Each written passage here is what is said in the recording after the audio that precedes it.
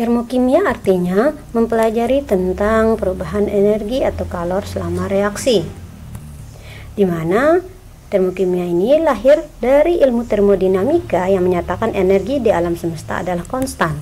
Adapun perubahan yang terjadi dikarenakan adanya jumlah panas yang masuk atau keluar oleh sistem.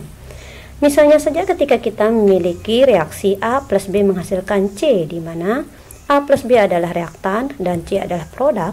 Di sini akan ada proses perubahan energi. Dalam prosesnya energi selama reaksi pasti ada yang berubah-ubah. Kemudian dalam termokimia dikenal ada namanya sistem dan lingkungan, di mana sistem sendiri diartikan sebagai tempat berlangsungnya suatu reaksi kimia yang menyebabkan perubahan energi. Terdapat 3 jenis sistem. Ada sistem terbuka, di mana dalam sistem terbuka sangat memungkinkan pertukaran energi dan massa kepada lingkungan. Contohnya ketika kita memiliki sistem terbuka, yaitu materi bisa keluar masuk dan juga panas atau kalor bisa juga keluar masuk. Contoh dalam hal ini ketika kita memiliki secangkir kopi hangat.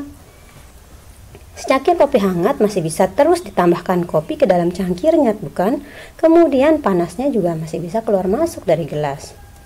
Kemudian ada sistem tertutup, di mana dalam sistem tertutup ini pertukaran energi yang terjadi bisa saja berlangsung, akan tetapi tidak terjadi pertukaran massa.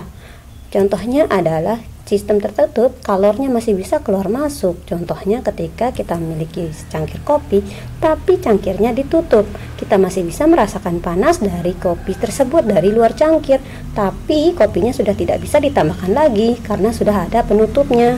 Selanjutnya ada sistem terisolasi, di mana sistem terisolasi yaitu tidak terjadi perubahan massa ataupun kalor di sana. Contohnya ketika kita memiliki air panas di dalam termos, di mana panas dari air tersebut akan tersimpan di dalam termos. Sedangkan lingkungan sendiri diartikan sebagai segala sesuatu di luar sistem.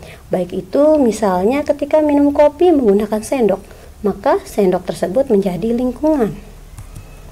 Kemudian jika A plus B menghasilkan C, ini adalah persamaan reaksi kimia biasa, di mana A plus B adalah reaktan dan C adalah produk.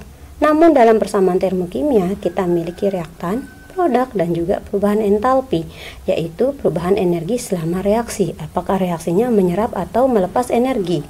Perubahan entalpi sendiri dilambangkan sebagai delta H. Delta H bisa bernilai positif ataupun negatif.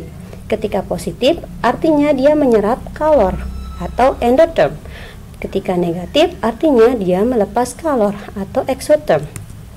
Ciri-ciri reaksi yang endotherm yaitu lingkungannya menjadi dingin.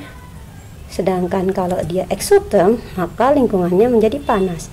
Atau jika pada secangkir kopi, jika lingkungan di sekitaran cangkir itu menjadi panas, artinya kopi tersebut exotherm.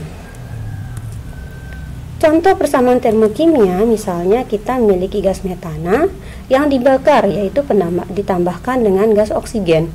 Ini kan akan menghasilkan karbon dioksida dan uap air.